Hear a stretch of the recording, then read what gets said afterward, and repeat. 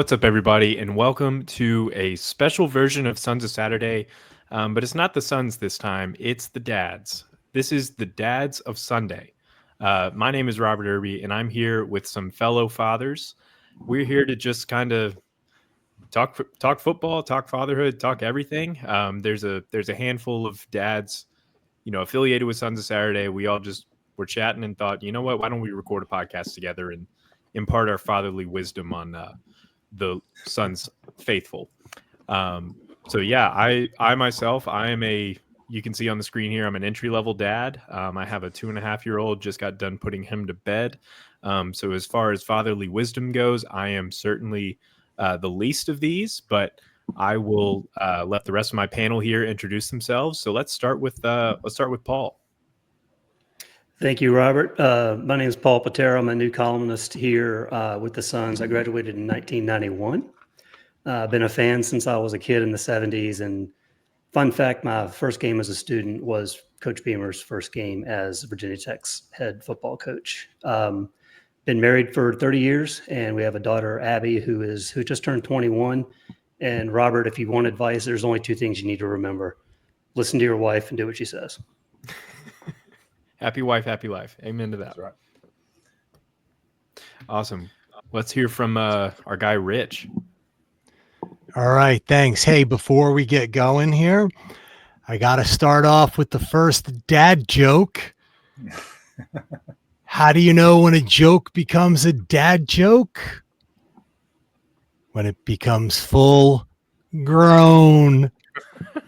The index card is a really great touch, that Rich. really sells. That's an excellent touch. Excellent touch. I hope you're watching this Great. on YouTube because if you're listening to this on Spotify, you didn't get to see that great handwriting. You missed out. But you know what? I have a whole database of them. Whoa. Oh, I forgot to mention this episode's coming to you commercial free. There will be no ad reads. It will be nothing but dad reads. Absolutely. Oh, came prepared. Yeah. Thought of that one about 20 minutes ago. All right, Rich, let's hear about your fatherhood and your Hokiehood and everything else. all right. I don't know if we're going from the top down, but I'm a couple of years behind Paul. So I am the second elder statesman in the group, 93 grad. Thankfully, I took an extra semester at Tech, and I saw the very first year of the bowl streak. Otherwise, I would have had 4 years of mediocrity. So I did catch that. Been with the Suns, I guess it's about 1.5 years now. And my kids are older. I have a 24-year-old who works at ESPN. He went to Penn State. My daughter went to Tech. She just graduated, and my youngest goes to UConn. So my wife is a Clemson grad, thus the Clemson poster behind me. Everything else is Tech. Got to have the obligatory poster. I love that. There's Exactly. a theme here with satisfying and keeping our wives happy. So love that. Let's hear from Coach Holmes. Hey, everybody. Again, Coach Mike Holmes. This is my third year with the Suns. I am a 2003 graduate of Virginia Polytechnic Institute and State University. I'm a fifth-generation Hokie. My dad's side of the family is from the Pulaski area. The family plot where everybody is laid to rest is over in the Dublin, Newbern area. Mom's side of the family is from Southeast Virginia and Peanut Country. I'm a former high school teacher, head football, baseball coach. I do the Hokie hitter each week for the Suns. I also do the 10-minute tailgate videos, and those will be rolling out here in a couple weeks. This is my third year contributing with the Suns. I've been married to my beautiful wife, AC, for 16 years. We have a son, Hudson, who is 12, right in the middle of fall baseball right now, about to start flag football here in the fall. He's 7th grade, so about to start football here in about 2-3 weeks. So busy time out here in Colorado. Amazing. Last but not least, our guy, Justin Cates, host of the Justin Cates Show, famous on the internet. So let's hear it, Justin. Yeah, the people love that sort of thing. It's funny. Everyone else has this stuff nailed, and I'm like, I really have to think. How old am I? Wow, how long have I been married? So comically, I'm older than Rob, but a more junior dad than he is. My son just turned 1 back in July, so we're like we want to get annoying. 13 months now. Yeah, so it's an interesting and exciting time, but I'm a filthy millennial, an elder millennial, as they say, or a geriatric millennial, if you really want to be rude about it. And so I started everything later in life. I got married when I was 33, and I got, this kid last year when I was 38, 39. I think I'm 39 now for a few more weeks. So we'll get this under the wire. But I've been with the Suns since the week before football season in 2020, which was strange enough. But so it's been most of the ride. I've been along and writing weird things and putting things online video wise. And now we're doing podcasts. So the whole reason we're here, really. I forgot, class of 2008. So that was a prime time to be in Blacksburg. I also milked an extra semester and got to see Tyrod's first time at quarterback. So that was pretty great, although I don't think my dad agreed with me. It's funny how that works, isn't it? And now it's my position to be disagreeing with my son. So I can't wait for him to start saying things and making me question my choices more. No, you can ain't wait. kidding. Trust me. Awesome. Well, great to hear from you, Kate. Yeah, I guess I'll answer the other parts of the question because I forgot. But I graduated in 2019, so again, I'm the junior dad here. I grew up in Radford, so Coach, I didn't realize our families were so close to each other. That's funny, Yeah. and I apologize for Really any right there. negative banter I've made about Pulaski County. Actually, I don't apologize. Never mind, I won't bash. So I have a 2.5-year-old son named Mickey, and have been married to my wife Anna for coming up on 5 years. So we're still very new at this thing. But moving on from introductions, as far as just topics go, I think we should start with what brings us all together here. And besides Billy Ray Mitchell, that is Virginia Tech. So let's talk about Virginia Tech, kind of our experience with going to games, even if it's a little negative these days. Do you guys here? Does anyone get season tickets? Try to go to a couple games a year, or if it is only a couple, are you hitting big games? What's your philosophy here? Rich, I saw you raise your hand. Yep. Yeah, you asked who has season tickets, and I think I live the furthest. No, actually, Paul has me beat there, but I live in Jersey, and when my daughter enrolled, I decided, let me get season tickets, and I kept them. I only get to a couple a year. I still have season tickets for Penn State from my older son, so I still get out there too. I'll be going to the Whiteout this year. That'll be a good one. Yeah, but it's funny because when the COVID year happened, my son was a freshman. Then his sophomore year, we didn't get to go out to Penn State. We were very disappointed. My daughter wasn't at Tech yet. And then the next year, I think I subconsciously made up for it. I think I went to 7 football games that year, a couple at Tech, couple at Penn State, went to the Army Navy game, went down to Miami to see that debacle when we lost. I think that was right after Fuente was fired. I went to the bowl game that year, Pinstripe Bowls right here. So every year since then, I've gone to 5, 6, or 7 games a year. But this year, I think I'll probably only catch 4 only. But yeah, I love going. It's the game's great. You want to see us win. It's a different time than when Paul and I got out of school and the program was on a rise, and how much we loved the games for the games. Now the games they're great, but the social element is a high priority too. It's an opportunity for me to reconnect with people I haven't seen in quite some time. So that's what I like to do when I get back down to campus, catch the games and see some people. Yeah, that's awesome. And I love how we have, kind of represented here, you have Paul and Rich who are, kind of seeing just the very, very beginning of the Beamer run. Right. And then Coach Holmes, Justin, you guys were right in the throngs of it, right? You guys are seeing Brian Randall, you're seeing Tyrod Taylor play. I won't say I was in diapers during that. I was a little older than that, but and meanwhile, my first season at Tech was Frank Beamer's final season. So my first game as a student was that Labor Day Ohio State game, which was sick, but from a optics standpoint, but not a fun second half. So yeah, I kind of got to see the program slowly fall apart during my time there. So that was I can still feel the breeze from that Braxton Miller spin move, by the way. Oh my Lord. Yeah, I that's mean, still I was nightmares. in row like 6X or whatever the tallest row in the East was that they stick the students, and he broke my ankles up there. It was wild. But people Unreal. forget though, Sam Rogers had his own little juke move there that was pretty good for a fullback. Looking at road games, so I believe all of us are outside of the state of Virginia. Is that right? Yeah. Okay. Yep. So I feel like it almost seems like road games might be even more practical. I guess, when you're in Colorado or Texas, all of it's pretty difficult unless we ever play at SMU. But do you guys ever try to get out to any road games? And if so, in your experience going to road games, what are maybe some of the most family-friendly stadiums, best tailgating atmospheres, that sort of thing? Coach, I believe you had a pretty interesting story on this.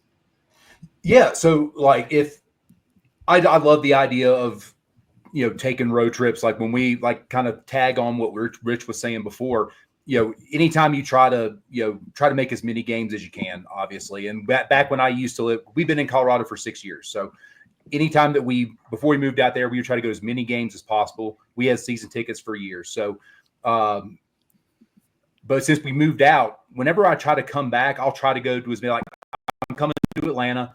Atlanta's going to be a blast. And, by the way, a little plug, go to Saturday in the Park, get your tickets, go to all that. I'm going to do the plug for that. But I try to go to Blacksburg whenever I can. So the road games now are tough. When you live out of Virginia, I want to go back to Blacksburg. I want to experience that. But back in the day when Blacksburg was more reachable, the road games were great. 2007, going to LSU and seeing that, even though we got spanked, and that was not a fun game. That was the Burn Tyrod's red shirt experience, and Sean Glennon, you can still see the whites of his eyes from here, like that. It was just deer in headlights look, and that was just a bad nightmare experience all the way around. But we pulled into the RV lot around 12:30, 1 o'clock, got there early in the afternoon, and literally welcoming as can be. We're decked out in all of our tech stuff. We walk through the RV lot and it's, hey, welcome in. Glad to have y'all here. It was great. And you walk through, hey, there's nothing in your hand here. Grab a beer. You don't have anything in your other hand. Here's some shrimp etouffee. And it's just piling in. And it was just fantastic experience. And it was, and everything was just great. In about 30 minutes, 45 minutes before the game, you start walking into the stadium, and then it becomes tiger bait, and then it starts turning a little bit. But it was still relatively cordial. I mean, they're just gonna, they're gonna chirp you a little bit, and chirp at you, but it was nothing really bitter. They kind of knew what they had, and they knew they were going to stomp you, but they weren't going to kind of rub it at you. And I'll be honest with you, if there's family-friendly environments where I want to, South Carolina, USC.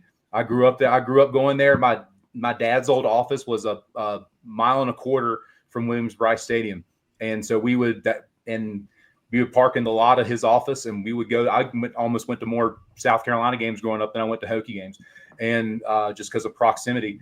And that stadium is fantastic. It's easy to get in, it's easy to get out, and then it's the tailgate atmosphere is incredible. I love Blacksburg, and I think our environment, the way we have it set up with our lot experience, and you can kind of walk from lot to lot, and each one kind of has its own deal. But South Carolina, with the proximity to the fairgrounds being right there and everything, it's phenomenal too. So I think those two cultures coming together in Atlanta is going to be just immaculate. Mike, when you were there, did you see the fraternity tailgate area at South Carolina? Oh, yes. Oh my goodness. Yes. I saw a Clemson, South Carolina game there. Trevor Lawrence was still there, so it wasn't that long ago, but that was insane. That's a crazy environment, that little section of the tailgate. So I can vouch There's a for lot that. of suit. There's a lot of suit jackets and bow ties, but it's not as prim and preppy no. as UVA. It's off the rails. They throw down. They do. Yeah, they're all covered in sweat and mud by the end of it. There's I'll not a tell lot you of Merlot this, there. I'll put it that way. I've had season tickets. If you count my college years, I've had season tickets every year going back to 1987. And even though we left Virginia probably almost 20 years ago, still try to get back once or twice a year. But we've done a road game tradition almost every year since I've been out of school. We've gone to at least one place almost every year. I would say, and my buddy Andy will go all over the country with me wherever we want to go. And I'll say the three greatest places to go see a game in terms of hospitality and the facilities and just a good atmosphere. Texas A&M, we went in 2002, Nebraska 2008, and Notre Dame in 2016. All three places, all three games, we won the game on the road, and in all three cases could not count the number of people from the home team that came up to us afterwards and asked us if we had a good time and welcomed us back. And couldn't have been nicer. We didn't have any. We can get to some examples on the other side with maybe some West Virginia experiences, but those three fan bases and those three stadiums were fantastic. No, that's awesome. Kates, do you ever get out to any games? Any road games? Yeah, these are bringing back some good memories that I forgot I had, honestly. I was also at the LSU game, and I was still a student at the time, and I was student media, so I actually sat in the press box and rode up in the elevator with Terry Bowden for whatever reason, and I was not, shall we say, completely sober, and I was just trying to keep myself together, and I was like, that's one of the Bowdens. He probably wasn't sober either. That's all right. It's hard to say, honestly, but He was yeah, undefeated, though. yeah, I really echo what Coach Holmes said, man. They were just incredibly welcoming folks, and still maybe one of the best meals I've ever had was at a tailgate there. They were doing one of those things where they were cooking like all day, and we were hanging out for a couple hours and sort of like chatting with folks. And then we were like, well, we'll get out of your hair. We don't want to keep bugging you and drinking all your beers. And they were like, where are you going? We haven't eaten yet. And then they like made us stay and fed us an extraordinary jambalaya. And I was like, yeah, okay, this is the full experience. Like, this is what you're looking for.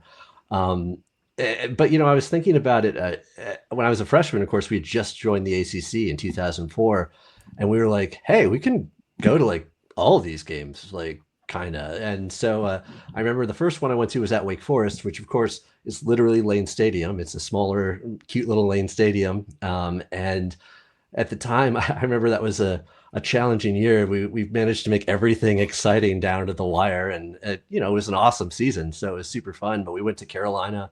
I think we went to Duke a couple times. We went to UVA, and I don't know. I've always had a lot of fun. I know that we give the ACC a hard time, and there's plenty of reason to these days. But that aspect of it, I always have really enjoyed. Is the fact that you're a handful of hours away from most places, with the exception of Miami and Florida State. I've also been there, and those are interesting in their own way, but not quite as cozy and tight knit as the Carolina schools and some of our other, at one time, Maryland and those types of places. But I don't know. Who knows what conferences even are anymore? I don't know.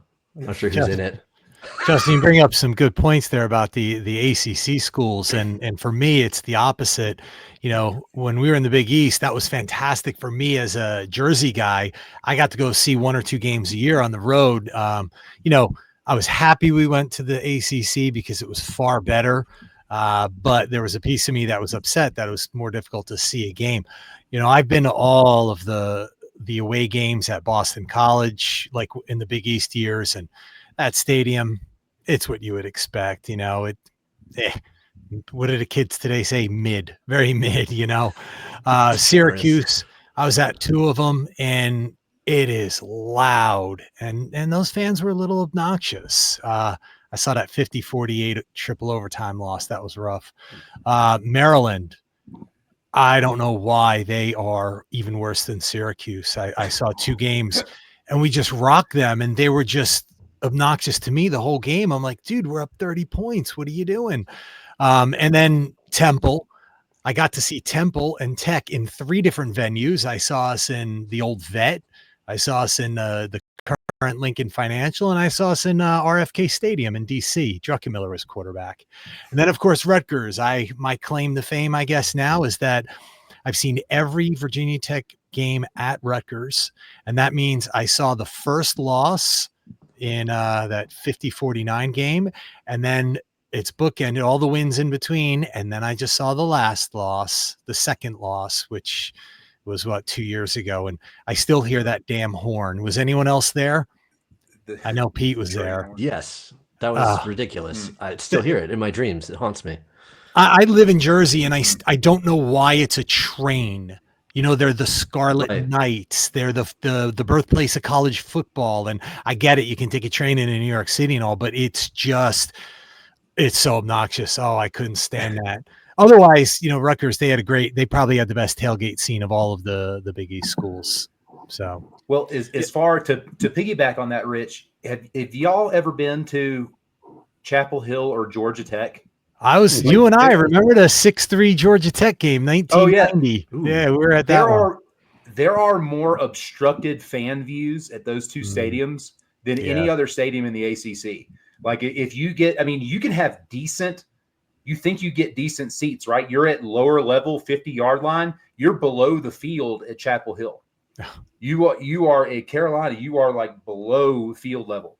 And at Georgia Tech, if you are in the corners where they put the visiting fans, you can actually be blocked by either the video board or the end zone seats. And so, and if my father-in-law is listening to this, he's a rambling wreck. He's a Georgia Tech alum. He's gonna get at me about this. But for an engineering school, they sure didn't plan that very well. That is a horribly designed stadium.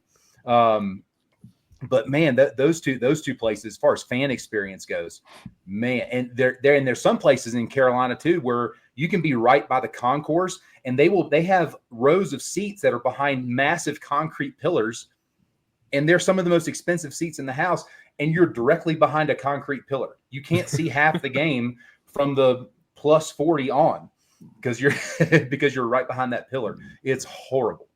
Yeah, I went to Chapel Hill in 2018, which was when Ryan Willis led the comeback after, I believe it was Michael Carter was the running back who fumbled on like the 2-yard line, and Willis took it 98 yards, basically just throwing to Dalton Keene over and over again. Yeah, and I think by the end of that game, I had somehow ended up towards the front because Carolina was terrible that year, and I truly felt like Quillen was going to run like on top of me when he picked up that ball.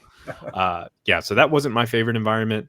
Yeah. I would say in terms of friendliest, this feels silly to say, but like Duke, just because there's just not many people there and they're just not that excited about the football game. It's like they're, the attendance staff is not very stressed. They're just like, hey, come on in, enjoy the game.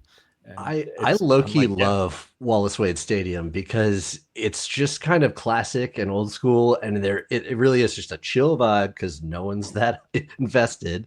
The day I went, we had to pick up tickets at Will Call, which was actually in Cameron Indoor. So we wandered in there and just like walked on the court, and then we're like, all right, whatever. And then left.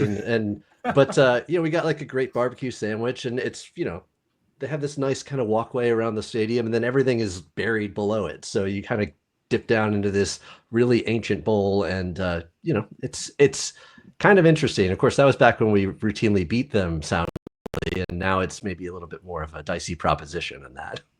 Yeah, I was there last year as well, where it was a dicey proposition, and we did not come through on that proposition. I ended up talking trash to a Duke fan wearing a Daniel Jones jersey, and I was like, you know what?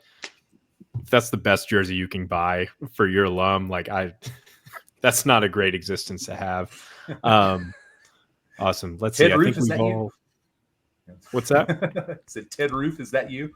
Is that right? Legend.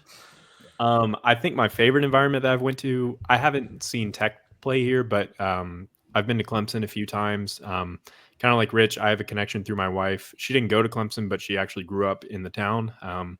Went to high school with Dabo's kids and all that. So I try to go to a game with my in-laws once a year. And it's an unbelievable environment. It's really, my favorite thing about it is that they let you leave the stadium and come back in. And Wake Forest does this as well. But yeah, so for halftime to come, you hop out to the car, chug a beer real quick, walk back to the stadium, watch the second half. I mean, that's an experience you can't beat. Yeah. We used to have Looking that at Tech. back in, what's that? We used to do that. We used to do that at Tech in the 90s. They let you leave the stadium. Gosh, yeah, I know. I wish they'd bring that back. Yeah, well, we wouldn't come into the stadium till halftime, though. Remember, Paul? We tailgate until halftime. I mean, different time back then. Not guilty. I would love to see. To this day, I'm still upset that COVID ruined the Penn State home and home.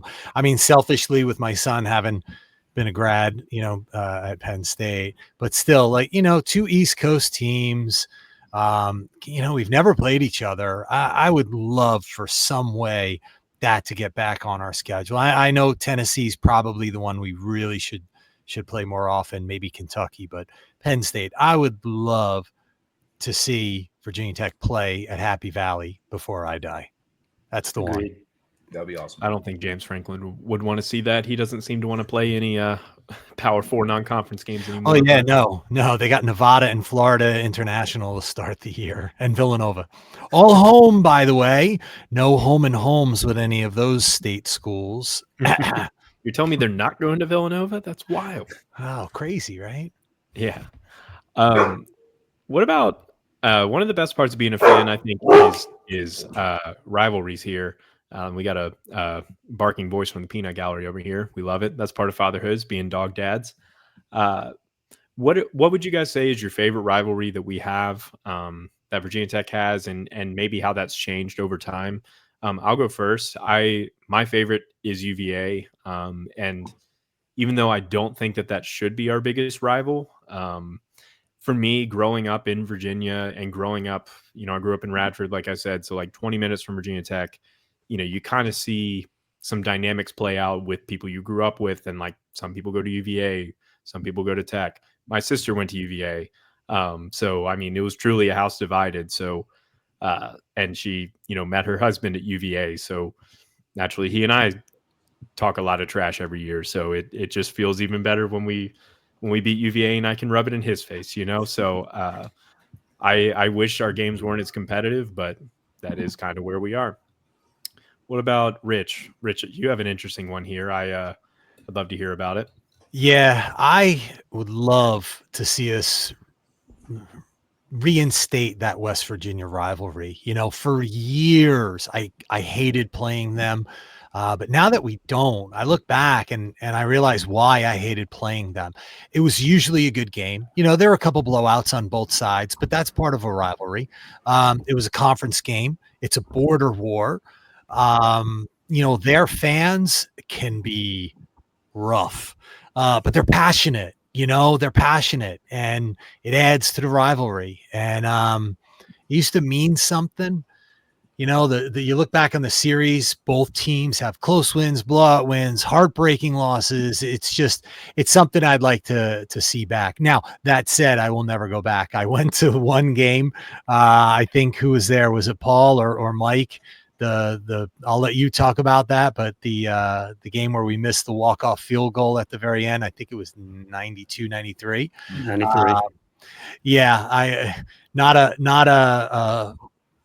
friendly fan base like Nebraska or Texas A&M, but they do their thing. That's what they do. They burn couches. They're rabid fans. It was a great rivalry, and I wish we would play it more. It needed a breather. The rivalry, it got a little bit too heated there by the time we ended it. But it was you said every year, UVA. Yeah, I mean they're a rival, like a hammer and a nail is a rivalry. I don't hate them. I don't want UVA to experience any happiness or joy. I don't think that's hatred. I think it's natural. But it's a different type of thing than WVU. It always felt like two very similar fan bases that both really cared about football, and it was really good. And I think we've seen over the last couple of years when we haven't been playing them, the two fan bases have gotten a little bit closer. I think they both respect each other, and the game at FedEx was a good example. I'd like to see them back.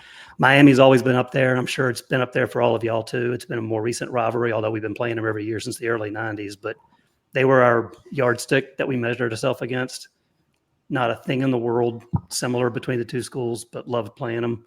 But I agree with Rich. Get West Virginia back on the calendar. Yeah, I kind of agree with you about the West Virginia rivalry did need a spell. I've been up there a couple times, hung out at the pit. If you've ever been to the pit, that's an experience in and of itself. Definitely not a family friendly atmosphere. That is something that you do when you are a college age student. And then when you are past college age, do not go there. But that is something that you need to experience there. But as far as like UVA goes, that is something like, and Paul, I completely understand your point. As somebody who is born and bred, and this is like 5th generation in for me, like I always tell the stories, like my grandfather, when he would get change from a store or from a restaurant or whatever, he'd leave the nickels on the counter. It would be like in the give a penny tray. He'd leave the nickels there just because he didn't want Thomas Jefferson in his pocket. That's how much he hated UVA. He just didn't want anything to do with it. Like he just, nothing involved with it whatsoever. So like it was just that much ingrained. I like don't want anything to do with that school. Like we talk about our kids in a little bit and how we like ingrain the Hokiedom. Like I tell them, it's like, hey, orange and blue don't go together. Like when you start picking out like color combinations and orange and blue just don't go together whatsoever. So just keep that out of your color palette, no matter what you do.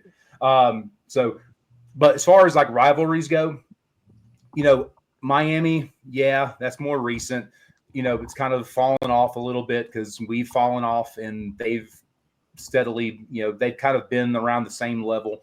I would like to see us be better rivals with Clemson. I think that's more regional, similar school, land grant universities, that type of thing. Georgia Tech as well, engineering school, definitely more regional, but they're in the conference. I like the way, Brent Key's got that thing working.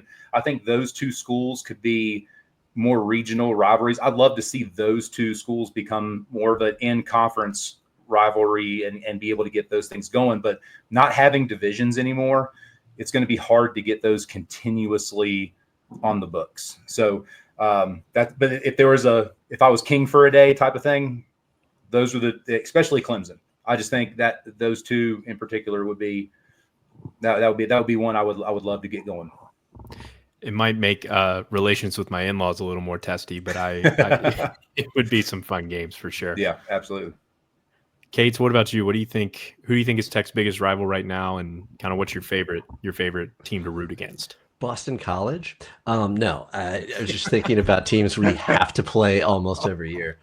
And that is a weird nostalgia trip always, because it reminds me of the Big East. And I guess I'm not really dating myself here. I'm dating Rich and Paul. But when you guys were finishing school, I was but a boy in the stands as well. Because I grew up in Blacksburg, in addition to my family moved back and forth between there and upstate New York, where I live now. So I have a lot of fondness for all those teams. Syracuse, like when we play them, I kind of squint and pretend that I'm young and think about it. I'm like, man, I remember all that. That was fun. But I definitely agree with the West Virginia thing, not to be unoriginal, but like UVA, I just don't take very seriously. Every time I've gone there, I've had a lovely time because we've beaten them senselessly. And I think Charlottesville is kind of an okay town. Like I've always had a good time there when we've gone out. Your mileage may vary, but it's.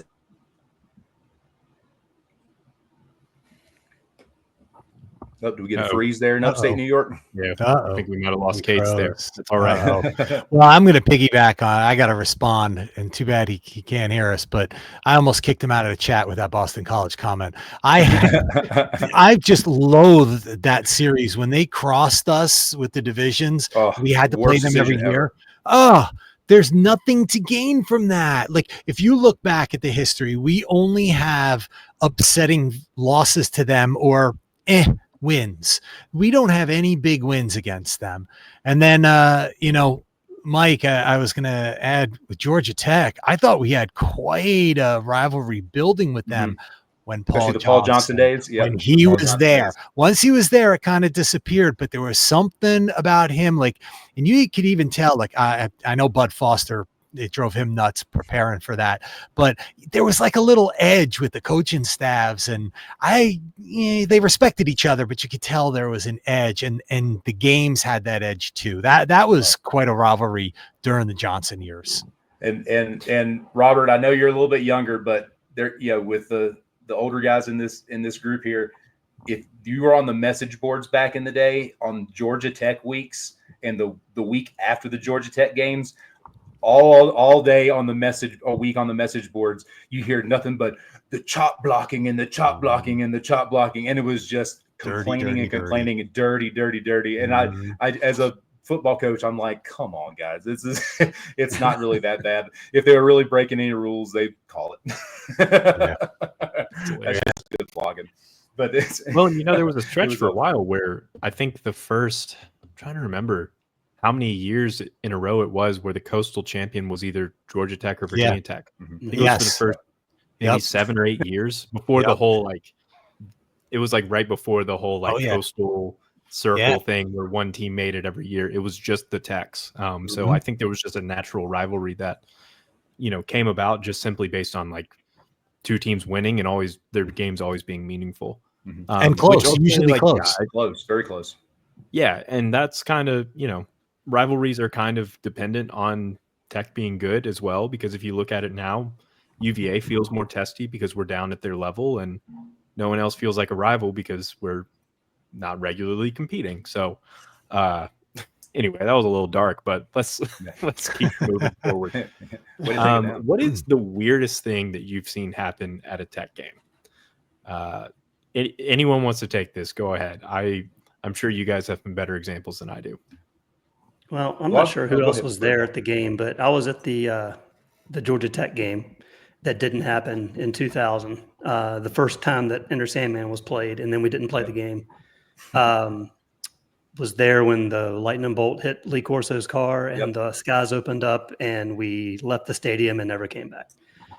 We lived in Roanoke at the time. I think we lived about 40 minutes away. It took us 3 hours to get home because of all the flooding. It was something I don't think I would ever see again. And then we were at the Purdue game 2 years ago, and the same thing essentially happened there too. But you were at both? Weird. What's that? You were at both games, Purdue and the Georgia Tech? Yeah. Oh, man. But the weirdest thing, I got shot by a kid. Shot me with a water pistol, which is that's weird. Like, who brings a water pistol to a football game? But it was the first Ryan Williams, our kicker in '93, that missed the 44-yard field goal with a minute left. We lost, I think, 14-13. I was walking out of the stadium, and this kid runs up to me and from West Virginia and starts running his mouth. And I said, "Good game, kid." And he just looks at me and he squirts me 3 times and runs off. Never saw him again. Just odd. 1 or 2 weren't enough. Yeah. I also loved how you started that sentence with "I got shot." It's like, great time for you to come back in, Kate.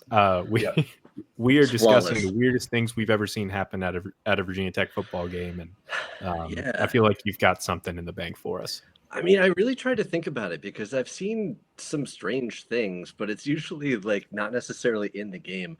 Although I do have a West Virginia related story. It was back before beverages were sold regularly at games. And I think that would have been whichever year Pat White, we beat them in the rain. I remember it absolutely poured briefly. And it was like Pat White and Steve Slayton. I don't know. It might have been 2006, 5. 5. Yeah, 5. Yeah, that's 05. 05 was up there. Okay, well, whichever year that was the Marcus Vick. No, that was the Marcus Vick double birds. That was the last year we played for a while. Then, but it was when they were really good and we were really good, and it was a lot of fun. But these 2 students came up to me at halftime, and they were clearly a little off kilter, and they were like, "Hey, where do we get beer?" And this older alum was like, "We don't sell beer here," and they were like, "Well, they do in West Virginia," and at the time, I guess they had no rules or laws there of any sort, which makes sense given their general proclivities. But Yeah, I was actually going to say culturally, I feel like we have a lot in common before I got booted off my computer. Sometimes I think that's true, and other times I'm like, maybe not. I don't know. Like, Well, like Rich, what about you? I don't have really any weird things. Some things that aren't so memorable, like I mentioned, the Rutgers bookends. I've seen two losses where we gave up 50, to 50-49 Rutgers and 50-48 or 50-42 Syracuse. I think it was 50-42. But probably the worst thing I saw was the Temple game. I think it was 03. It was that year that we start out really good. We beat Miami at home. I think we went up to West Virginia, lost like 28-7. I think that was the game that Beamer smacked Wilford in the helmet, like on national TV. Mike, you remember seeing that? And then, we do the give it to me Roscoe win against Miami. And then we go on this losing streak and we finish the year. Like, I think we lost 5 of our last 6. And the one win I was at, it was Temple, and we had a lead. And then they came back and we were just so lethargic through that game. And Temple was so bad. And they tie it late in the game. We go to overtime. We score first. They score. And the only reason we win is because they missed the extra point. Like, that's how bad Temple was. But I walked out of there like, this is so bad. It didn't feel like a win. I'm like, this is just the epitome of being a Tech fan. Like, I'm happy we won, but man, I didn't feel good, and we should have killed them. And, so that's probably the weirdest thing I've seen at a game. So like the weirdest thing that was not really like at a singular event, but the culture that was really weird. And y'all may remember this, but before they did the first restructuring in the early 2000s, the difference in the culture between the East stands and the West stands. So if you ever sat in the West stands back in the day, and that was where all the big money donors would sit. Yeah, the alumni. You were almost forbidden to stand up. And if you stood up and cheered, and then it was instantly sit back down. And it was almost like kind of just really quiet and hushed. And then all of the noisemakers were on the visiting side. And this is before they even put the big press box up. And so it was, and so everybody on the east side, that was a lot where all the mini bottles were snuck in. This was, where all the noisemakers were. And because we were in our original season tickets were section 5, row U. And we had those. And then after the first restructuring, we ended up in 15, row triple K. And so we end up on the other 20-yard line, and we're a lot further up. But it was just, same kind of atmosphere, but it was just really strange. And every once in a while we would get some, go sit with some buddies who had seats in the West stands.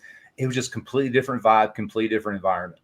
And it felt like you were in 2 different stadiums, at times. And it was just very, very strange. I don't know if you guys ever felt that, but that was just the weirdest thing for me at Tech games.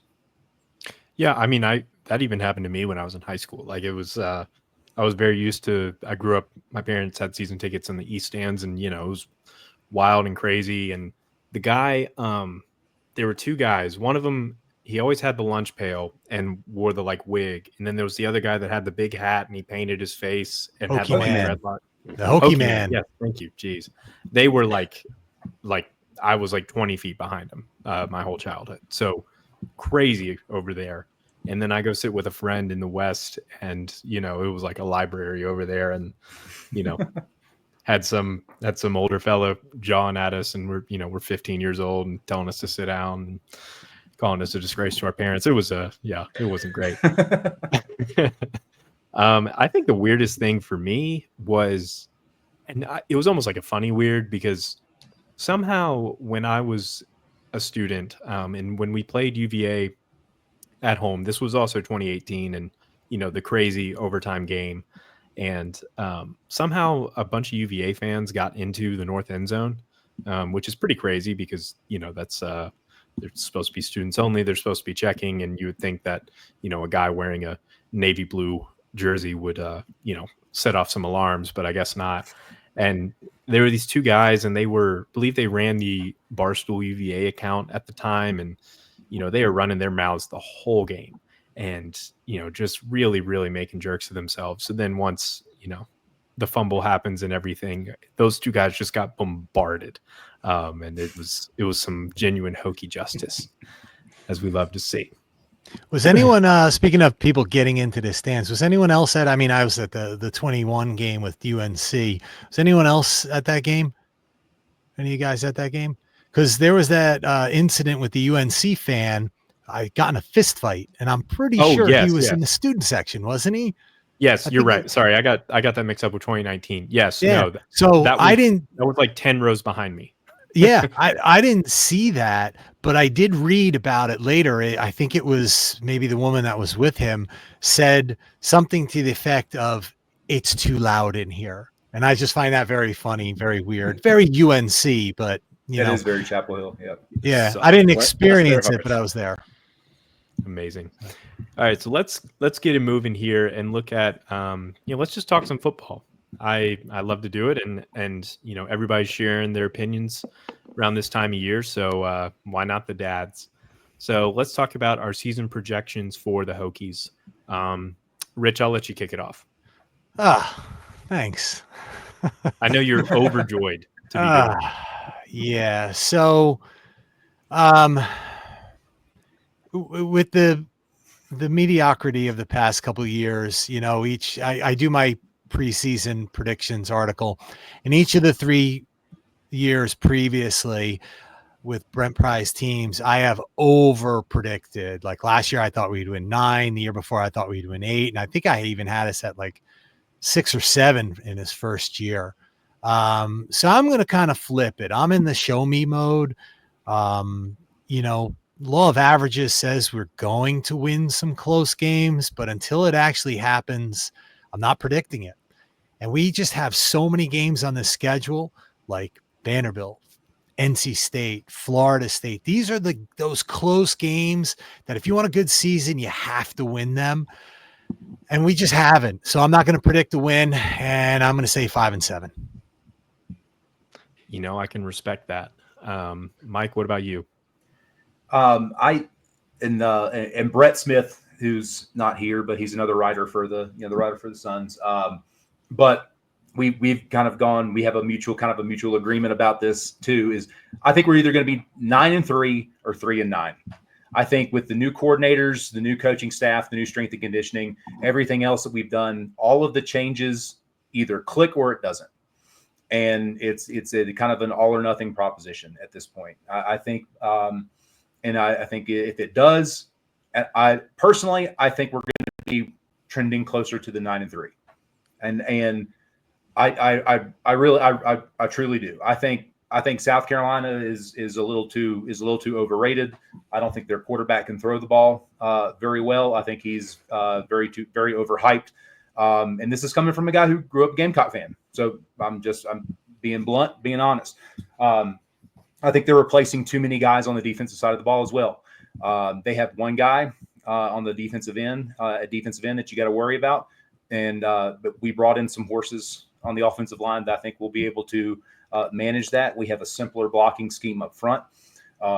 We also have a better offensive system that is going to be able to, I think, pick apart what they do well on defense. On the defensive side of things, I think the system that we're going to be able to do is going to be able to retool things. And Brent Pry in press conferences has been kind of hinting at that. Whether or not from week to week, or are we going to be more of a 3 down, or are we going to be more of a 4 down, or are we going to run some nickel? So he's been kind of toying about that, what Cephas is going to do from week to week.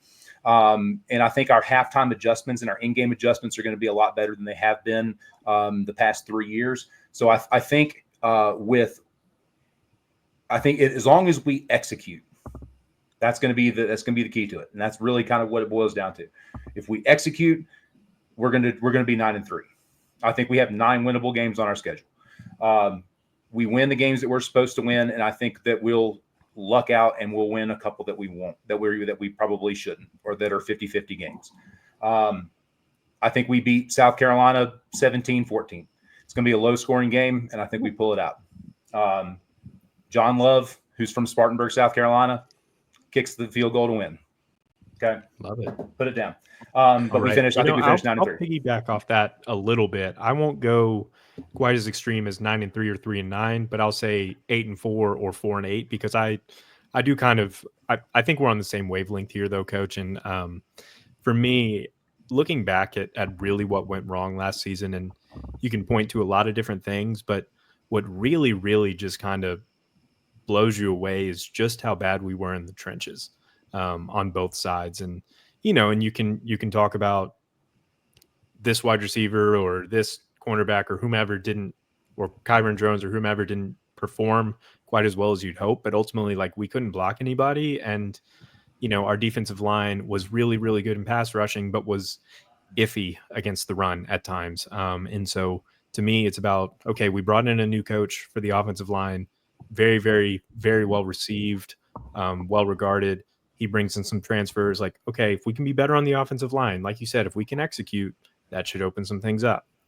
Same with the defensive line. There isn't that top end APR, Aeneas Peebles type of talent, but it's at least deeper. You can rotate in some guys and hopefully, keep some fresh legs out there. So I see the theory. I don't think we would ever be good enough to be 9-3 regardless. But I think 8-4, you go 8-4, that's pretty I don't know. Yep. I'd be okay with that. But like I said, 9-3 also includes the we win one that we shouldn't. Yeah, for sure. Yeah. For sure. Or everything goes to hell and it's 4-8, which is probably more. And if we do, we're scrapping everything and starting over. So that's right. Batten down the hatches.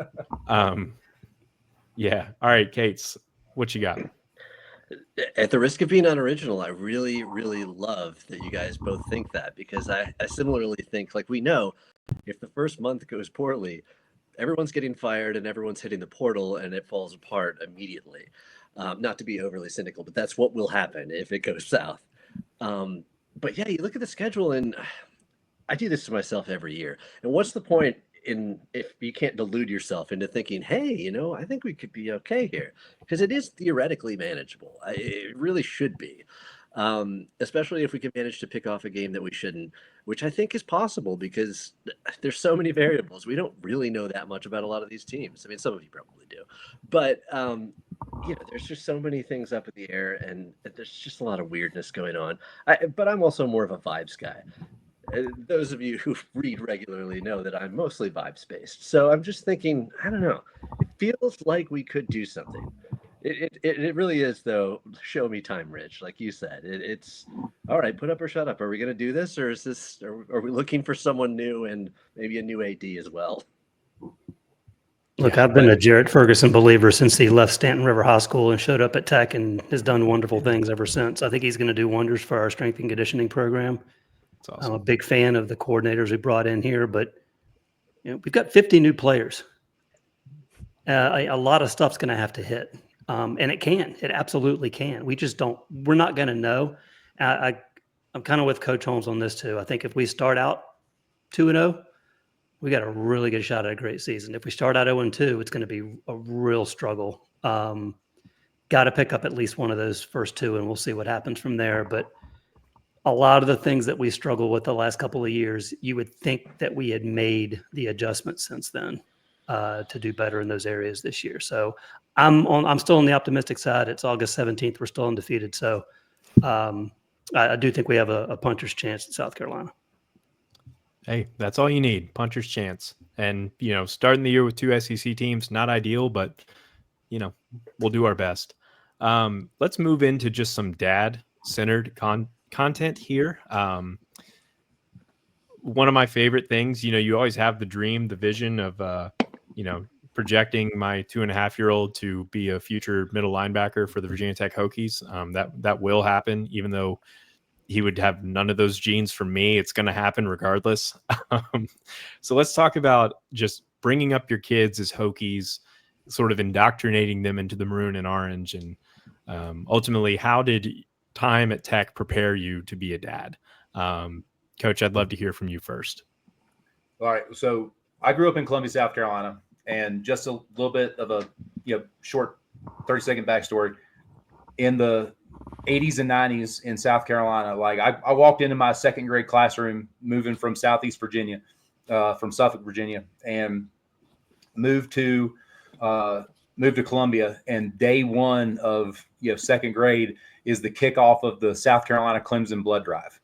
So your job was to go out and recruit people to sign up to give blood, and whoever you signed up for, they had to check off whether they were going to donate for South Carolina or sign up for Clemson.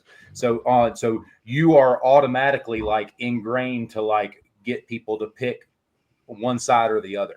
So, and every day in the newspaper, in the state newspaper in Columbia, you flip it open, there's an article about the next year's South Carolina Clemson football game.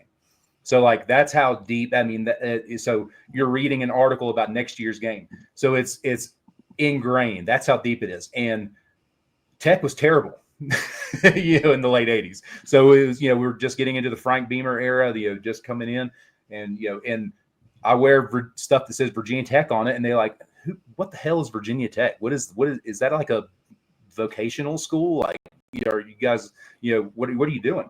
And so they had no idea what it was. And, all they cared about was Virginia Tech, or all they cared about was South Carolina or Clemson. So you had some people that went to College Charleston, but even though they went to College Charleston or Citadel, they all had South Carolina or Clemson on their list. And so I learned to be like a Cubs fan. I learned to be like a lovable loser and to like cherish the small victories. And so like, that's what I've kind of ingrained in my son, growing up he's grown up most of his life now in Colorado. So got to have thick skin. You got to learn to take the small victories when you can get them, shake off the losses, learn how to never lose a tailgate. Always wear long socks. They're super valuable. You can learn this from my grandfather. If you wear long enough socks, you can stick a rack of mini bottles in one sock. Redneck engineering is key, right? If you build a tailgate table well enough, you can put the bracing in the table where your cooler and your liquor and everything else will fit right in the back of it, and it'll slide right in the back of your truck. So learned that from my grandfather. Outstanding. But but all those things just prepare you for life as a Hokie fan, whether it's from the tailgate side, whether it's on the fandom side. But again, always wear your orange and maroon, wear it with pride, and orange and blue never go together. So amazing. Love it. Paul, what you got? When we lived in Virginia for the longest time, and then the last 20 years or so, we've been moving all over the country. But when my daughter was little, one of my dad duties was bath time. And so she was in the tub. She's a captive audience. I could, indoctrinate as much as I wanted to. So by the time she was 3, I was able to get through probably a third of the roster, and I would just throw out numbers. Who's number 1? Macho Harris. Who's number 2? Josh Morgan. Number 3, Ike Whitaker. Eddie Royal, number 4. Who's number 5? Tyrod Taylor. I was able to do that on command. It was like a party trick. It was great. Probably by the time she was 4, we moved to St. Louis, and we're living there. And one day we were just hanging out at the house, and I said, Abby, who's number 5? And she looked straight at me and said, Albert Pujols. And I knew the indoctrination days were over for Virginia Tech athletics and my daughter. And she really didn't grow up a huge Tech fan. She respects the fact that I love them. And I think she just charted her own path there. But for 2 or 3 years there, it was pretty magical. That's amazing. What about you, Justin? I love that, Paul. Tech is probably not negotiable, but I want my kid to find his own stuff to some degree, unless he's like a Red Sox fan or something, and then we'll have chats. But that's not acceptable, and his grandfather wouldn't allow it either. But I don't know. He already has a Tech hat. He had a Tech onesie, which fit for about 20 minutes. We got the photos, and then it immediately was no longer relevant. But I'm looking forward to watching games with him. We've already watched games, but he's obviously too young to really understand. But he does get football. Like, he thinks it's interesting to watch.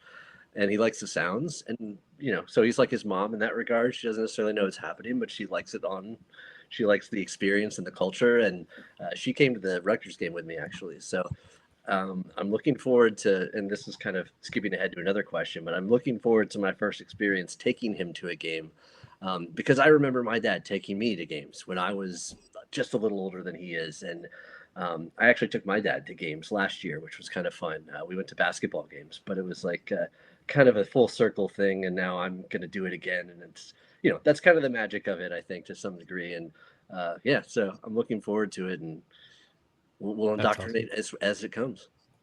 That's amazing. That's awesome. Now, Rich, in our notes, you specified that you want that you want to go last. So I will let you go last, and so I will go now.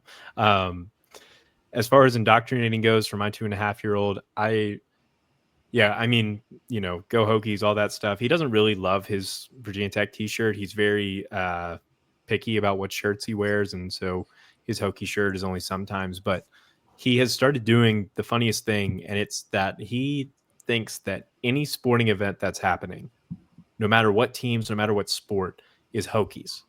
So like I watch the Orioles almost every night, diehard Orioles fan.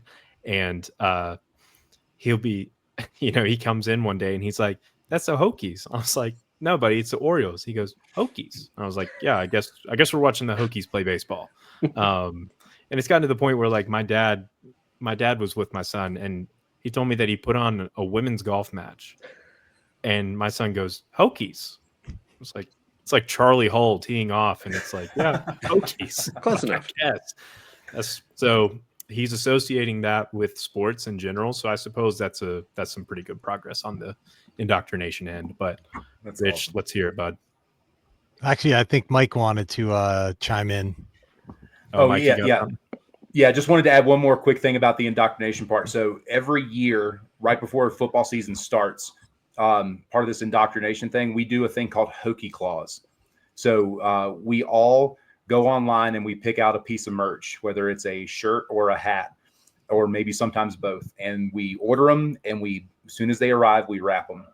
And so we kind of put them under, we wrap them up in Hokie wrapping paper, and we open them up on College Colors Day, with the Friday before the season. And so we have a big to do, and so that's our kickoff to college football season. So that's our kind of our indoctrination. So everybody in our family, me and my wife and my son, we all get new Hokie gear every year, and we call it Hokie Claws. So we get we get our Hokie Claws kicked off. So that's another every part of our indoctrination. So I'm sorry, I just wanted to forgot to add that in our notes. So no, that's a fantastic ad. I love that. That's really cool to hear. That's way better than what I have to say. Go for it, Rich. I'm having a senior moment, kind of forgetting. At my age, it could be tough to remember some things. And Rich, you wrote it down. Come on. No, I've got a great tip for you, though. I got a great tip. Especially at our age, you got a password for everything nowadays, and it's so hard to remember things. When it comes to passwords, change them all to Kenny, because that way you would have all Kenny logins.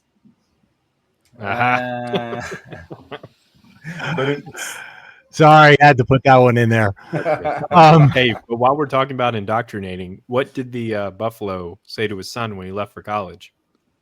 Bye, son. Well, I was gonna say go Bills, but that's just me. They're down 28-0, by the way. Oh gosh, hold on, Irby. Are they playing? I don't watch preseason. All right, what you got, Rich? You reeling it in? Yeah, no, you guys kind of said the same thing that I experience, is that, from a young age, and it's just who we are as a fan base.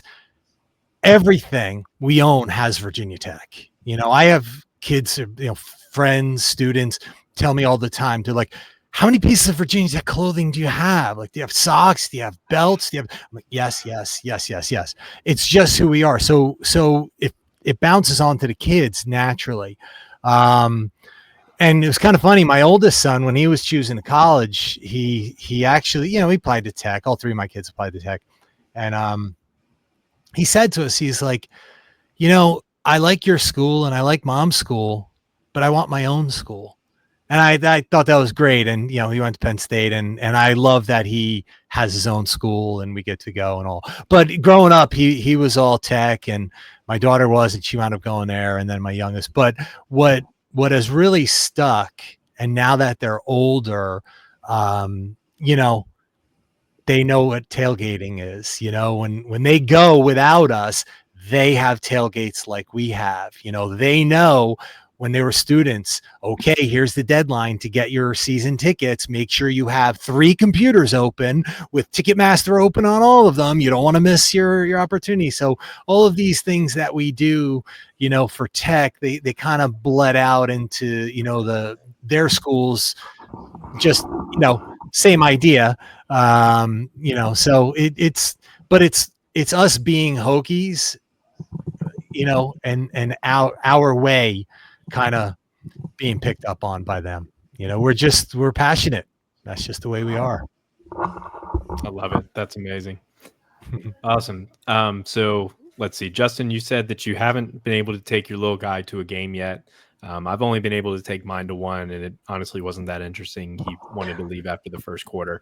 enough. So if anyone else has some interesting stories, I believe we have perhaps some booze smuggling stories going on here with our kids. Is that right? Anybody want to admit to that? Yeah, give us tips. Yeah, Rich. Go ahead, Rich. No, go ahead, Mike. You started. Hey, you wrote it on the paper. They're not going to game. let us back in. They're not going to let us back in. But so when Hudson was, I believe he was about 6 months old, we took him to the Marshall game in 2013, and we had the diaper bag. And so when you have the diaper bag, they're pretty lax with the searching because you have a kid, you have a diaper bag. So just FYI, you got a youngin', that's a kind of the trick of the trade. Yeah. But we stuck the mini bottles in through the diaper bag, and so that's the easy way to kind of get those in there. But yeah, we use that to get those in there, and so it was bourbon and formula, and that was the way to go. And so little man was the mule that day. Oh, but wait till they get older, though. So when USC was at FedEx, my son was 4. And so it was the same thing. It's a pro stadium. I'm thinking they might be a little tougher on security.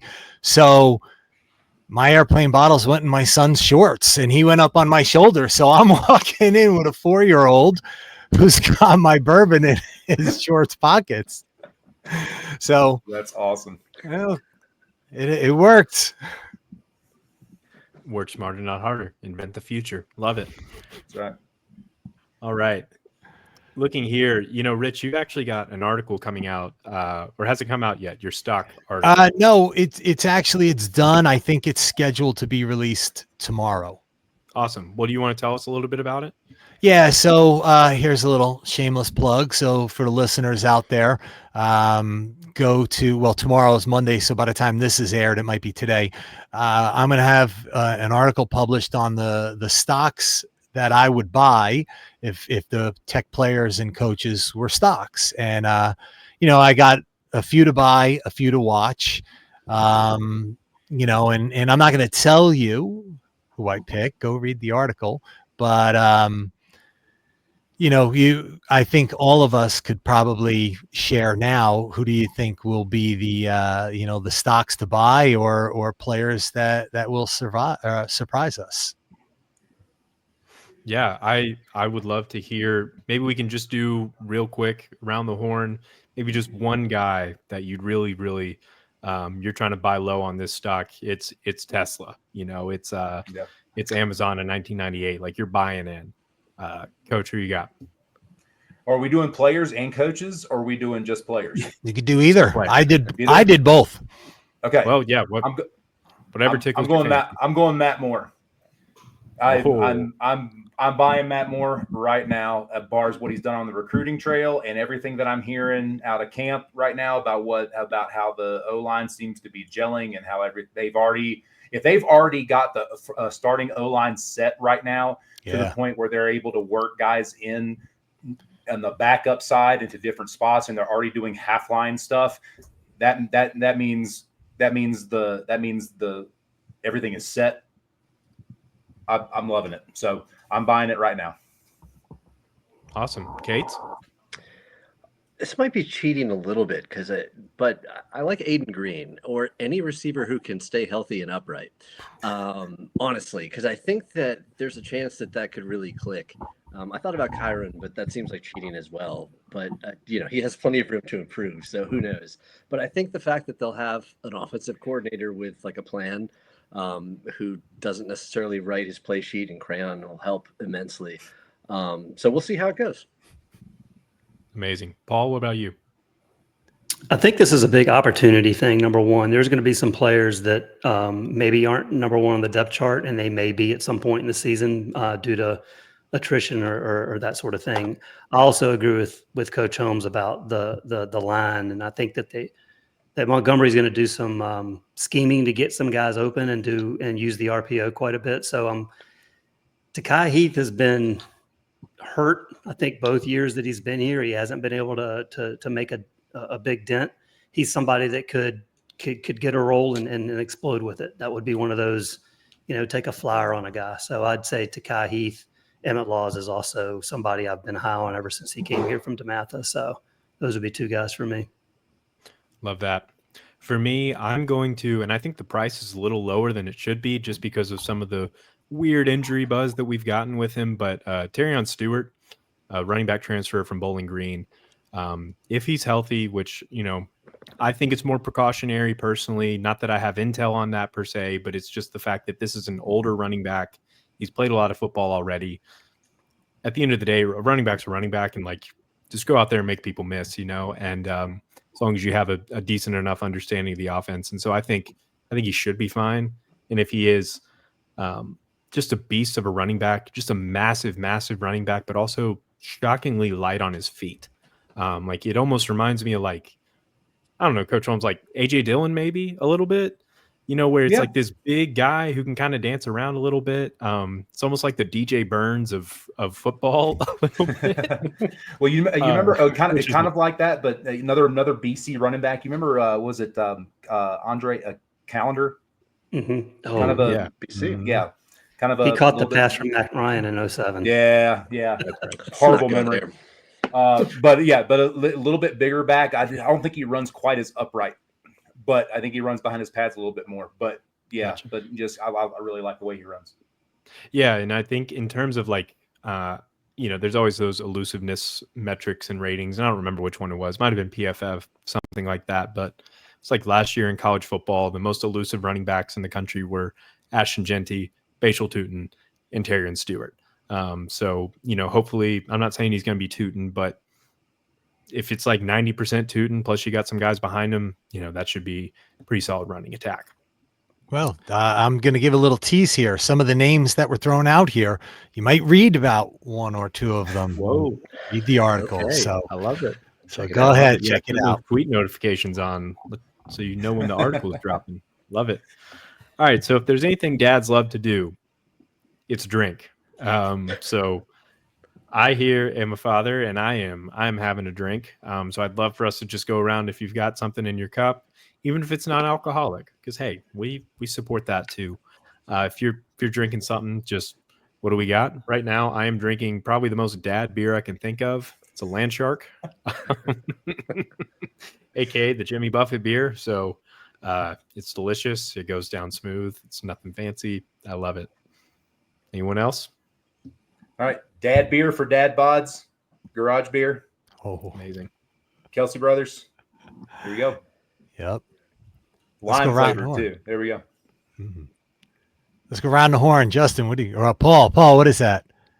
I've got a Live Oak Hefeweizen from the Live Oak Brewing Company in Austin, Texas, which is about an hour and a half from where I live right now.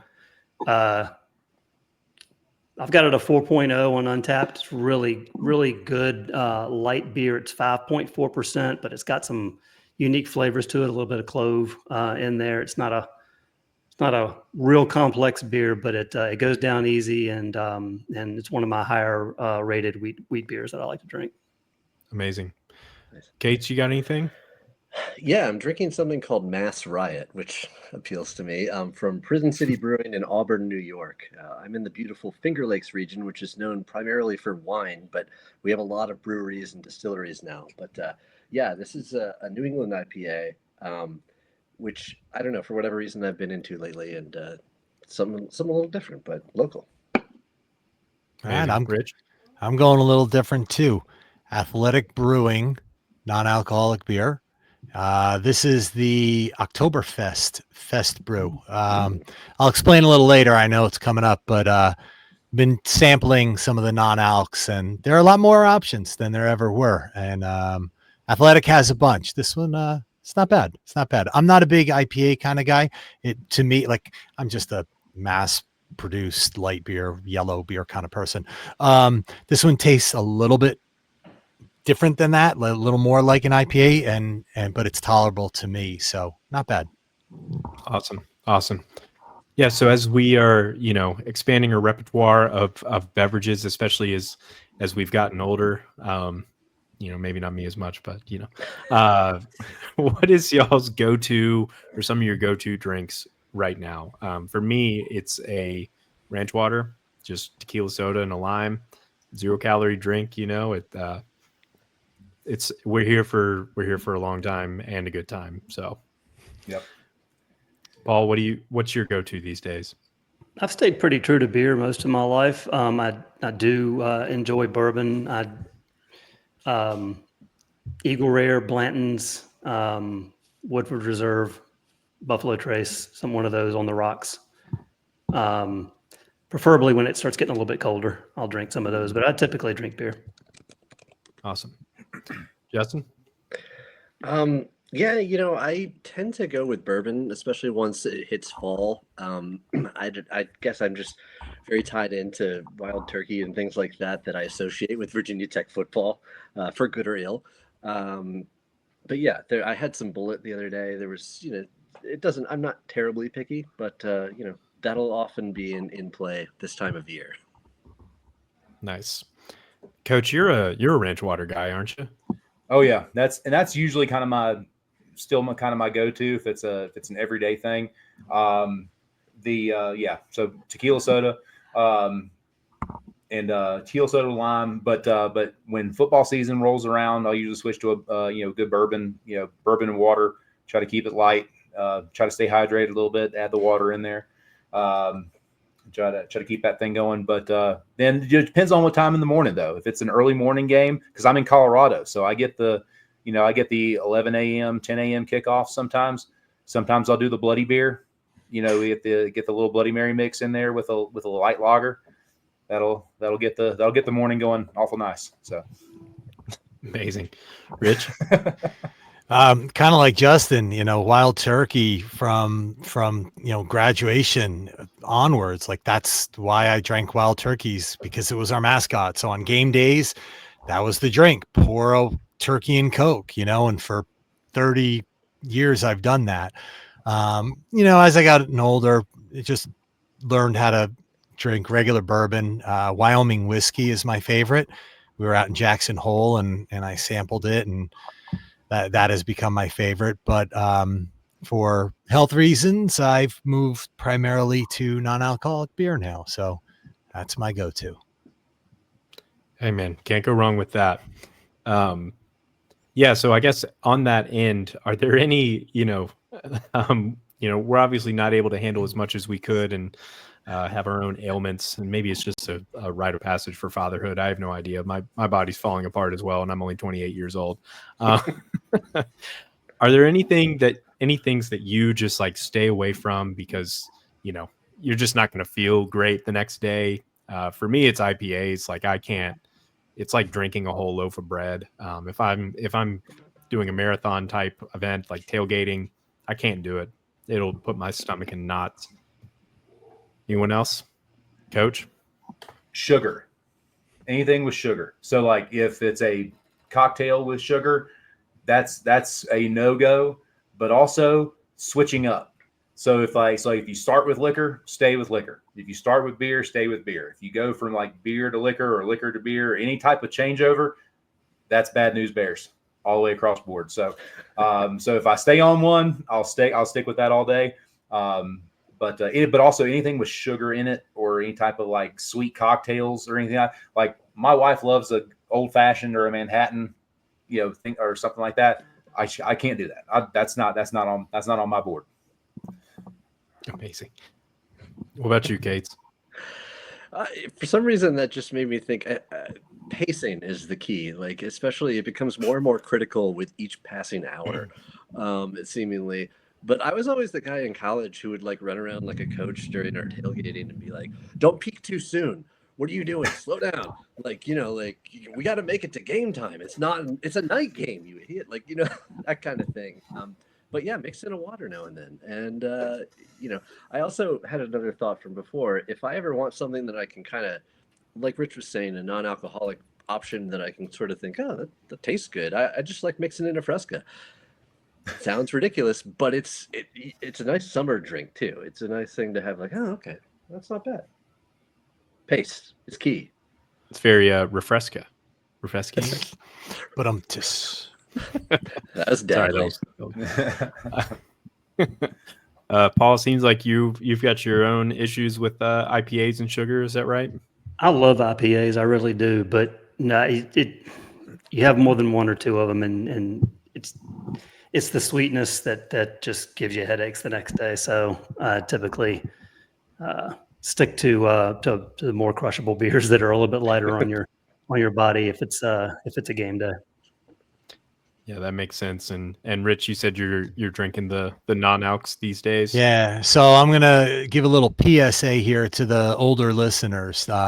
For health reasons, I had to switch. I have AFib, which is really induced by alcohol consumption. So I stick to this, and things are great. It's nothing, nothing bad. But when I was diagnosed with it, things had to change. Not that it was a big problem to begin with, but just alcohol in general is a big trigger. So I have to look for the non-alcoholic beers. And, when I was younger, Paul, you probably remember this, O'Doul's came out, right? Paul, you remember when O'Doul's came out, like the only non-alcoholic beer? At the time, I was like, why in the world would anyone drink this?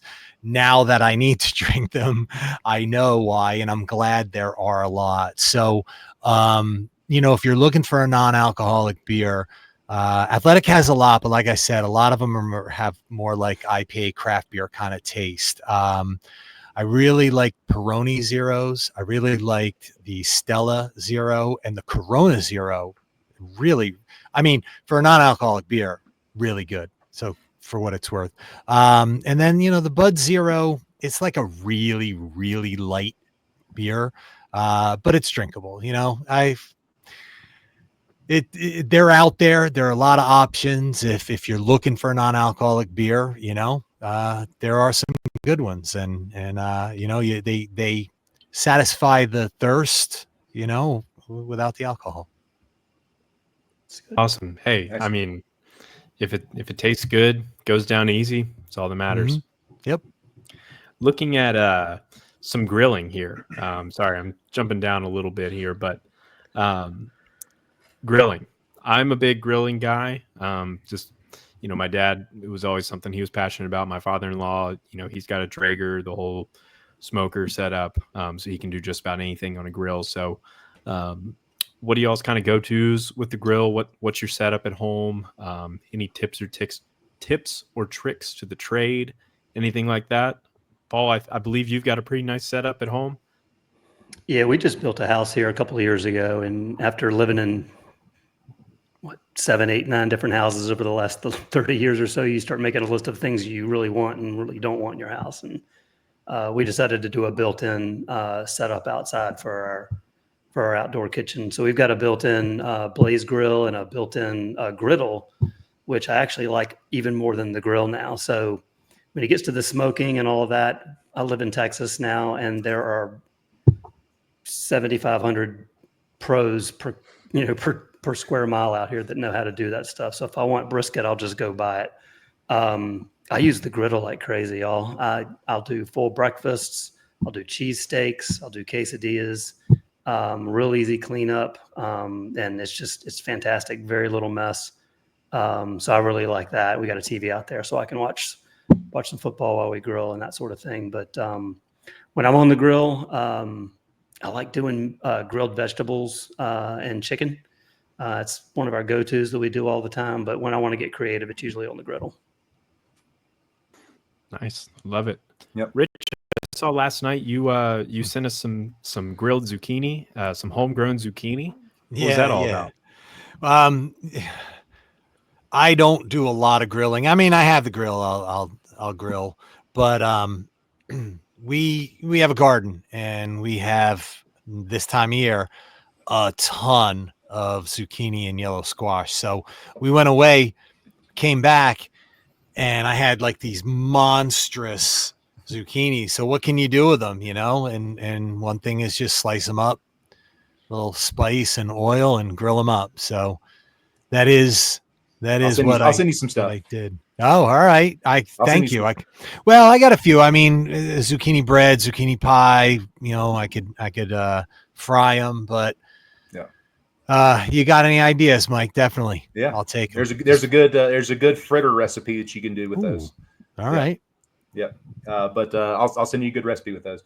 Thank you. But so on my deck in the backyard, I got a Pit Boss smoker right next to. I also have a Blackstone back there. So yesterday, for example, and I'll do something usually once a weekend or whatever. But so like yesterday, for example, after my son's baseball game, had some guys. One of my assistant coaches for my son's team and one of my son's buddies came over and we did a tri-tip.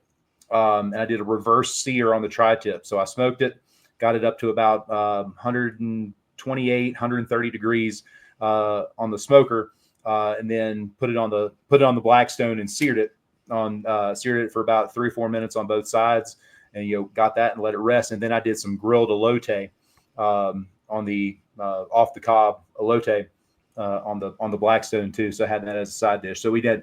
So I had but it was but we'll do something usually outside, but there's a TV on the deck too, kind of mounted outside, like Paul was saying. So there's always kind of something to do, out there. You got to have the full setup, whether it's music or there's TV out there, but you got to make sure it's not a bathroom size television. You got to have at least 48 inches out there. So make sure where everybody can see and hear it, that's a crucial part of it. Yeah, you got to let them know. That's awesome. Got to let them know. Kate, are you much of a griller? Yeah, I have one of those big, ridiculous cast iron things that when I pull it out of the garage, it sounds like I'm moving Skipper. Like it's legitimately just like this medieval situation. And I'm like, this is not convenient, but I can't keep it outside because it's going to rust. So I put it back in every time. But, I haven't done anything too fancy lately, but I have been taking advantage of the summer because I have like an 8-minute commute to work. So I come home for lunch pretty much every day. And I've just been grilling hamburgers way more than I should, and hot dogs and just quick stuff that I can do in a few minutes. And I'm like, well, this is a little indulgent, but why not? It's it's July, August, whatever. But yeah, man, I love it just feels like summer. It feels like one of those things that you kind of have to do. And it's not just a dad thing, but it feels like you're supposed to do it a little more when you're a dad. And people somehow inherently trust you as a dad. They're like, he knows what he's doing. He's got it covered. It's like, I guess. I mean, they don't hand you a book with the child. I have no idea what I'm doing. I'm just putting on a poker face. Yeah. Right. That's awesome. Yeah. For me, I do still just kind of, I'm rocking the propane grill at the moment. My long-term vision is I really want to invest in a Traeger, but just, not there yet. I don't think my son would appreciate it yet. He barely will eat a chicken nugget. So I don't think he'd much care for brisket or ribs. But, long-term, that's certainly the goal. All right. So if you guys, and this is anyone in the audience, if you've watched TV at all in the last 5 years, you are familiar with the Progressive insurance commercials, the "Don't Become Your Parents" commercials. Whichever one of you added this to the Google Doc, bravo. I figured. So I guess with all the tropes that are shared in those commercials, maybe we could go around and say which one most embodies our dadness or just our personality as a whole. For example, for me, the one where the guy, he groans every time he sits down. Like every time he sits in a chair, he goes, ah. And like that's me. Like truly, I don't even think about it. Like every time I sit It's down, real. it's just a little like release. And so I get made fun of a lot for that. Anyone else? Yeah, I think a few of us do that in here. We're laughing Yeah. sheepishly. Yeah, my kids tell me all the time that those commercials are me. I guilty as charged. I admit it. The fire pit one is the one for sure. You know, don't put that log there. Get some airflow under it. You know, so that's definitely me. Admittedly, there was one time, like I'll notice things about buildings. Like I'm not into construction, but I just notice it. One time I forget where we were, and I said it out loud to my kids, is like, I was wondering, is the walls concrete or wood? Because the door frame was a little bit wider than usual. It's like total dad thing to do. So guilty as charged. Oh, the one that gets me and that I catch myself doing all the time is just arms crossed, just standing behind my son, or it doesn't even have to be my son, just peeking over his shoulder and just watching somebody do something, and just see, I act like I'm supervising and I have no damn clue what they're doing. Like if they asked me a question about what they were doing, I had no idea. But just acting in a supervisory role with my arms crossed, just that looks right. Yeah, I know what you're doing. Absolutely. You know, Making sure everything's running smooth. Yeah, everything's smooth. Yep, you know exactly what Love you're doing. that. Love that. Oh, Paul, what about That you? one and standing in front of the television. Yeah. Who of us stands right in front of the television and watches it from 6 feet away, as if that's going to change our viewing experience? Oh, Hokie football though. Yeah. I was gonna say, yeah, we're up there, hands on our knees in front of the TV for sure. Pace a little bit. Yeah, got a clipboard. Kates, I feel like you could own a couple of these tropes. What do you think? Thanks. So there's two things that happened to me recently, and the first one's grilling related. I was just thinking about it. The thing where as soon as like someone starts grilling, all of the men congregate with a drink in hand, and like they're not doing anything. They just do it. They're like moths to the flame. They have to be there, and then you just sort of chat about whatever, and it's I don't know. It's enjoyable, but they're like, "Hey, do you need anything?" Not really. Okay, cool. But then again, I said that my little guy had his birthday recently, and I was standing in the backyard filling a child's pool, and I was just standing there holding a hose, like sweating profusely, and just a friend of mine who I've known forever, she's just looking at me, and I was like, "Yeah, this is my life now." And she's like, "You're putting out so much dad energy," and I was like, "I know, can't be helped. Like this is just it now." Nothing wrong with that, by the way. No, Yep. not at all. Dad mode, fully engaged. Yeah, my wife actually, I do like to make fun of her sometimes because she's the one where there's all the throw pillows on the couch, and it's like you need a place to sit, so he just starts throwing all the throw pillows off of her couch.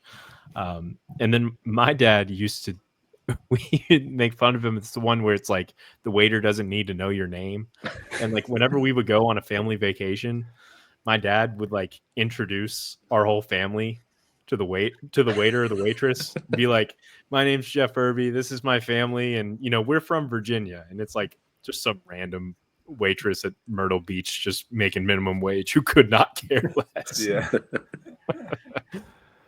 Awesome. Well, guys, this has been a lot of fun. A lot of time here. I mean, in typical dad fashion, we probably went a little longer than we anticipated, but you know what? Just yapping it up like good dads do. Yeah, so let's see. We've got a note in here closing. What are we looking forward to most this year, just with Virginia Tech football? And then do you have a closing comment or closing dad joke? Rich, what you got? I feel like you've got some good answers to this. Of course I do. So, I mean, honestly, what am I looking forward to? That's easy. Or what I want to see, I want wins. I just want us to win. I would love to see us win 8. 7, I guess, is okay, but that's the bottom line. We could talk for hours and hours about who's going to step up, who's going to do this, what game to just win. Al Davis, just win. That's what I want. And I'll close with this one. We were talking about weirdest things we've ever experienced at a game. There was something really weird that happened in my town lately, and the toilet at the local police station was stolen. The cops have nothing to go on.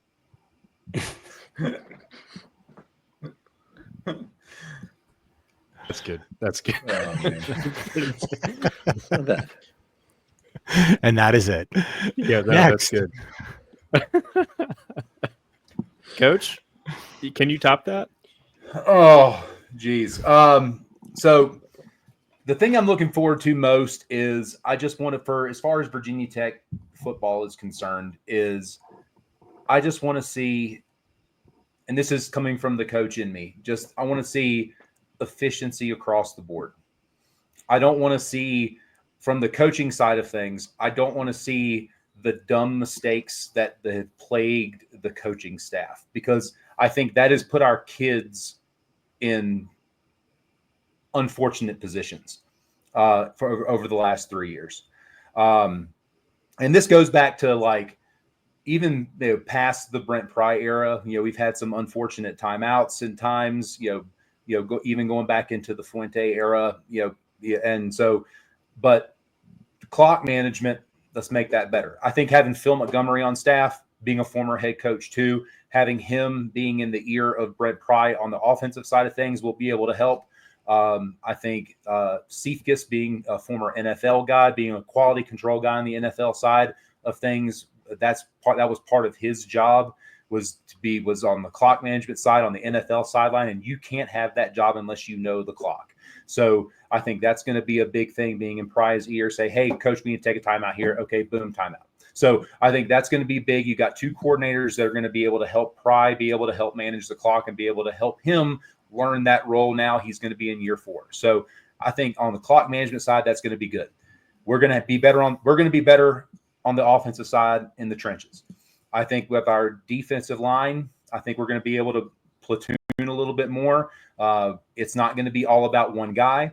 I think we're going to have more of a core group of guys that are going to, and I think the way we're going to run our defense, the scheme is going to be a lot more in tune to kind of I'm going to say it's kind of more the early Bud Foster days, where it's more of a kind of a swarming defense versus where we've had one or two stars that is kind of centered around where we've had like an APR where it's kind of centered around that guy, and if he doesn't make the play, okay, we're screwed. Or the lane on the outside, if he doesn't lock the guy down, we're screwed.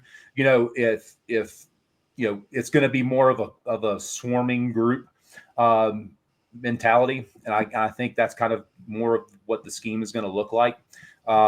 So I think as long as we're efficient in the coaching, I think the schemes on both sides are going to be way better. I think we're just going to be solid all the way across.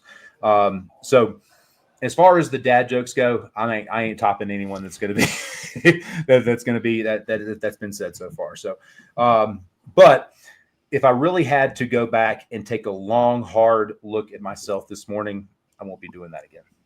So that was terrible. So Got one. Got one. I got one in. That was a thinker. That was good. Snuck it in. So I should do the badumtus. Yeah. Gates, you were born for this moment. Let me hear it. Oh, thank you. Well, I do want to thank all of you guys for doing this, but also because the last handful of years in particular, like during the summer, I always kind of like lose the passion, and I'm just like, what's the point? Like, what are we? Nothing positive is gonna happen. And then like usually sometime in August, I'll see a highlight or hear something, and I'll be like, oh, there it is. Okay, it's back. And now I feel like talking about it again. I'm like, yeah, okay, let's do this. Let's tee it up. Let's go. So I'm just looking to have some fun, man. I want the joy back in Hokie football. It's not been joyful for the better part of a decade, and it's been a slog. And I don't want to have late night group chats where we're in various states of depression and trying to talk each other down. So I would like some more positivity. As far as my dad joke, I think I would just like to steal from the great Mitch Hedberg and say that an escalator can never be broken. It can only temporarily be stairs. That is That's just true. factual. That's I've just real. That is a factual joke. That's good. It is true. Paul, it seems like you've got a banger to close us with Yeah. here. How do I We've been beat talking that? about How this do, joke for the last 30 minutes in our private chat, so I'm well, ready yeah. to hear it. The great thing about the joke is it's great, but it's going to be great the third time you hear it, more so than the second or the first. So before that public service announcement, Ryan Castle is doing great work on the football beat for Sons of Saturday. Go read his stuff. Lots of great stuff out there. He's out there in Blacksburg with the team and giving us lots of insight there. So go read his stuff. I am looking forward to beating South Carolina. Can't win them all if you don't win the first one, right? And we're still undefeated. So my one joke, 3-legged dog limps into a saloon. Everybody quiets down. He looks around the room and says, I'm looking for the man that shot my paw.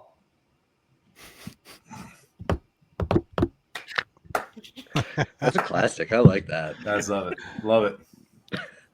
Apologize for my snort. Wasn't ready. Happened right after I unmuted too. Sorry about that. That was good. I love a dad joke more than most. That's pretty good. Now the third time you hear it, I get that part too. That's really good.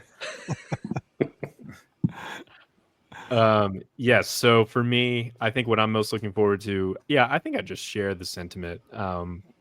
Like my expectations are in the basement right now, and like, you know what, like if I get pleasantly surprised by a couple good wins here or there, like I'm not going to be, picking it apart because it wasn't a good enough win or anything else like that. Like I'm just happy to win games, and I'd love to see us be more competitive than I think we will be.